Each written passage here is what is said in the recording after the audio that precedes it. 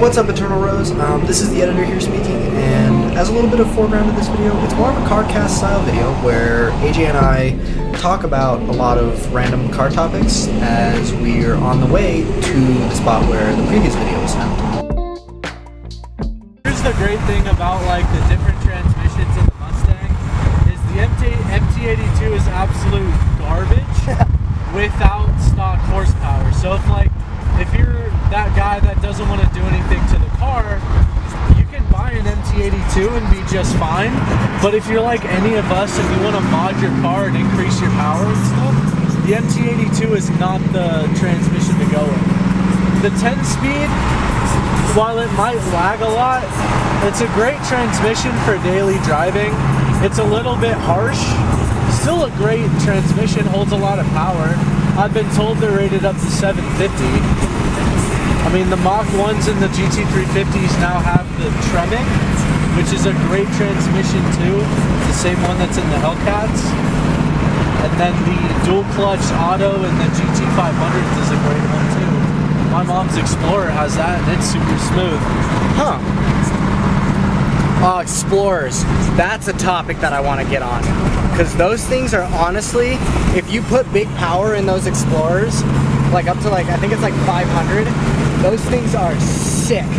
So, my mom went from a Cherokee Trackhawk to a Explorer ST. And the Explorer ST has the, I believe it's a 3.7 twin turbo V6. It's the EcoBoost motor that's in the Raptor. And that thing gets up and goes, and it's super smooth and really nice. I haven't tried out the 4-cylinder yet. I've been heard the 4-cylinders are pretty low on power, but everything else, like the V6 is pretty quick, pretty snappy. Like the Explorer ST is like weirdly comfortable enough to where you could hit triple digits and not even realize it. That's definitely something that I would 100% want to buy and daily drive. Oh yeah. I kind of want to see what it would look like with a Coyote motor. Like if you decided to put the Coyote, the 5.0 Coyote in an Explorer to see what it would look like. I wonder, would it fit? Oh yeah. There's Lexi. That's the background. The engine bay's got a ton of room in those Explorers. Just like this thing, you could probably fit a Viper V10 in it. Damn. But Ford's like fuel economy, so they threw the 10-speed in. A 5-liter V8, which all you LS guys out there are probably thinking, well, the LS is cheaper and better to swap. Yes, the LS is a cheaper motor, but when you get into like deep down core stock versus stock, the Coyote wins because of the combustion ratios. I love the GTIs, I just don't want another German car. Honestly, that's valid. Audi transmission problems is what turned me away from German vehicles. Yeah. I don't know, I have a bad rep with German vehicles just because of how much I've heard about them being terrible. They're great, like luxury vehicles, like if you, like, I don't know, they're kind of the only vehicles you could get with like a large motor and all-wheel drive. So out here in Colorado, it's pretty nice, but when you get out of Colorado, it's like, okay, you move to Florida, you don't have to deal with snow or anything. It's like I can get a rear-wheel drive car if I really wanted to. The only big issue Florida-wise is rain. Yeah. And you can survive a rear-wheel drive vehicle in the rain easily. I mean, like this thing, I drove the Mustang in snow. It was just fine. You're a psycho. I was white knuckling the steering wheel, and I kind of shit myself a little bit, but it was fun. Honestly, What's up? I was just gonna say, I-25 and coming from a man with a broken back right now, I-25 in a stock suspension S550 is not bad. No. Like up here, it's pretty comfortable ride. It's actually really funny that you say that because this is the performance package because it has the stiffer suspension. Huh. So we're riding on stiffer suspension still. Yes. And someone with 2 fractured vertebrae is entirely comfortable. Yeah.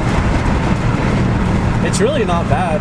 I mean, it's not the greatest track suspension. Like, I wouldn't trust it to go 55 around a hairpin, but that's also because I don't really know the car very well. I have a feeling I know how it's going to react, but I can't say for sure. This is another topic I want to talk about. Trucks. If you daily drive a truck and you don't need one, it is probably the biggest waste of money ever.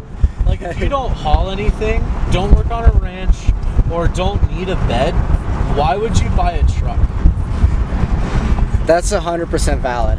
I think, like, my family needs one because we used to have, or we still do have, but we had a trailer. Yeah. A travel trailer. Yeah. And so my dad bought a truck. Where are we going?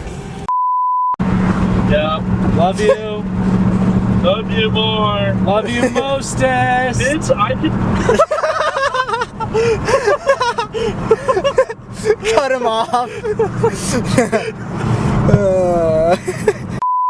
Okay, so back to trucks. Yes, back to trucks. When I was buying the Audi, my mom and dad kept saying, like, hey, buy a truck, buy a truck. Like, why the fuck would I buy a truck? They get 20 miles a gallon, I don't haul anything, I don't need back seats. Like, there's literally absolutely no reason. The entire, like, shape of a truck is wrong. Like, I don't need anything that a truck offers. Okay, that's why I have a fucking Mustang. Alright? When I bought the Audi, I was like, oh, all-wheel drive is kind of nice. Then we had that winter where it, like, barely snowed. And even when it did snow, I didn't even take my own car. I took my dad's Jeep because he doesn't drive it because he works from home. So what did I do? I bought a Mustang. Because next winter, if I'm still here, you'll just drive the Jeep I'll again? just drive the Jeep when it snows. So there's literally no reason for me not to have this thing. Like, I can afford it. Gas is not cheap, but who fucking cares about gas mileage when you have a big ass V8? Yeah, it gets miles per gallon. You get 21.2 miles to the gallon. That's I step on it. True. If you were to do a week or like 3 days where you just floored it constantly, what do you think your gas mileage would be at? 2. I think, like, on a good day, I get like 17 miles a gallon. On E85, I actually get 6. What? I get 6 miles a gallon on E85, and it still leans out at high RPM. So I have to fix my tune whenever's wrong. Huh. We know it's not the fuel pump. We know it's not the injectors. We don't think the fuel lines are clogged because this thing only has 13,000 miles on it. Yeah, it that shouldn't wouldn't be make clogged sense. by then. If the injectors or the lines are clogged, there's some other issue going on. Yeah, like there's an open line or something's cut. Yeah, or something's like leaking or something. Yeah. I feel like it could just be something so minor that you'd never think of it. Here's another thing that's great about Ford. Ford literally equips this car with an E85 tune up to 510 horsepower. But you have to find somebody to unlock it. But, I mean, by the time you find somebody to unlock it, you might as well get your own E85 tune and push more than 500 horsepower.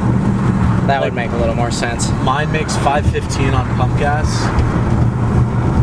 It makes, I think, 565 or something like that on E85. I'm going to set the camera down facing forward for a second because I'm going to try and pull out that little, like, tripod arm thing. So try not to stop too hard if you can possibly control it. What, you mean like this?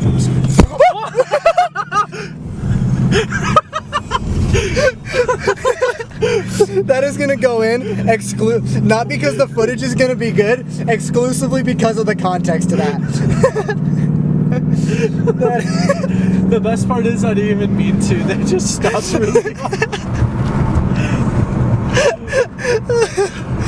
Fucking hell. That was funny. This is why we can't have nice things. Actually, you drive an automatic. Here, hold this for a second. It's not going to be facing correct. Hello, we are currently doing only the speed limit because legal things. The legality of this video is at absolute jeopardy, as I packed my camera bag so like a f***ing idiot. Ugh, Why do I? It's just gonna film Thad rocking back and forth. The bro goes, you drive an automatic, hold the camera. I mean, it's true though. I know, I just find it really funny. Hey, you're driving, hold the camera. Look at that, we're vlogging. Look at us. Nice. Aren't we good YouTubers? No, Listen, I can see an eco boost over there. I don't want to fucking talk about it. I don't want to talk. Oh, there is an eco boost. That makes me sad. It's just buy a Ford Fusion at that point. Honestly, yeah, it'll be faster because it's lighter. It will be faster. It'll literally be faster because you have all-wheel drive and it's lighter. Ooh, that Ugh. cold wind feels nice. I'm just gonna, because Lexi's, I probably could have made that light. Both of us could have probably made that light, but it's fine. Traction control. Just kidding. He literally almost flicked the switch. I love how there's like the switches for that. Oh, yeah. I find that really cool. How there's just like the dedicated switch. It's like a jet pilot type deal. It's kind of cool. Like obviously Ford knows you're gonna do stupid shit in this car. Oh yeah. I feel like that's just a given at this point with these. The one thing that I don't like is that the mode button, you can't go back. So if you like want to put it in track but you accidentally miss it, you have to hit the button 3 more times to get it back in the track.